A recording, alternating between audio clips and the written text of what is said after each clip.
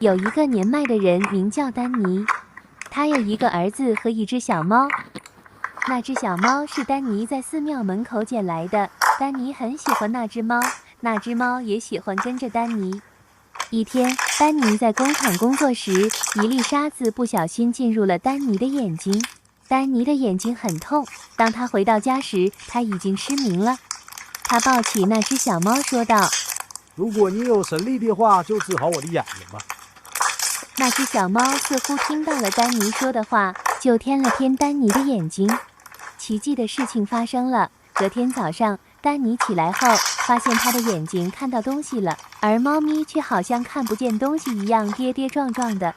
原来，小猫把丹尼和他的眼睛互换了，因此他失明了。但现在老人又心疼地说：“哎呀，早知道就不用劳烦你了，我年纪也大了，不需要你帮忙了，何苦呢？”丹尼年纪也大了，身上有很多病痛，尤其是膝盖。猫咪似乎又知道了他的痛苦，便舔了舔他的膝盖。奇迹又再一次发生，丹尼的膝盖又好了，而猫咪又一拐一拐地走向丹尼。丹尼又心疼地摸了摸猫咪。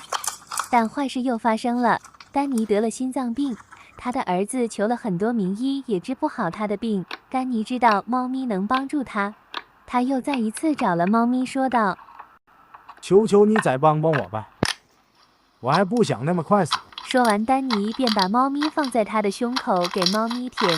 猫咪又再一次把丹尼的病痛转移到他的身上。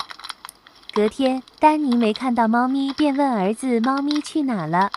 儿子说道：“我看到那只猫咪在你的房间里奄奄一息地躺着，为了不要打扰到你，我把它抱到隔壁房间了。”丹尼去看猫咪，发现猫咪已经快死了，便说道：“求求你不要死啊！你死了，我以后的病痛怎么办啊？”